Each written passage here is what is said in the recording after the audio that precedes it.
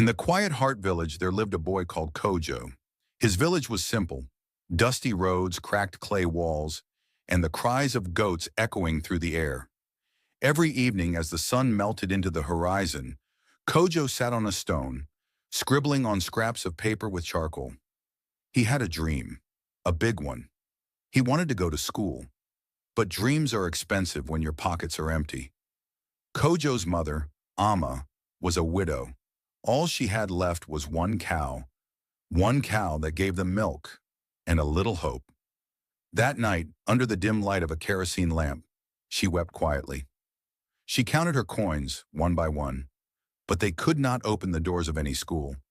She looked at Kojo sleeping peacefully.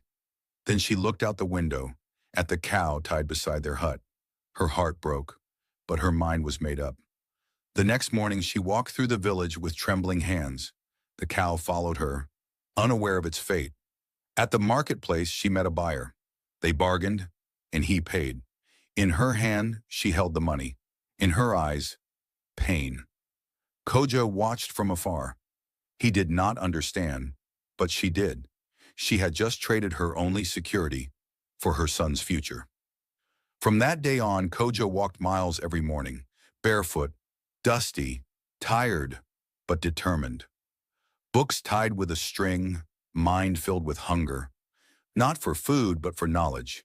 He studied under trees, borrowed pencils, listened harder than anyone else. He knew what it cost to sit in that classroom. He could still hear his mother's tears and the hooves of a cow that once stood by their door. Years passed. The boy who had nothing returned as a man with everything. Kojo was now a doctor, and he came back to the village, not to boast, but to build a new clinic, solar-powered, free to the poor, and on the building, a name written in bold, Amma's Care Center. The people cheered, but his mother, she simply stood in silence, tears in her eyes once again. At the center of the clinic stood a bronze statue, a cow. Yes, the very animal that once paid his school fees. Beneath it, a plaque read, "To the mother who gave her all." Kojo looked at her and said, "Mama, I am here because of you."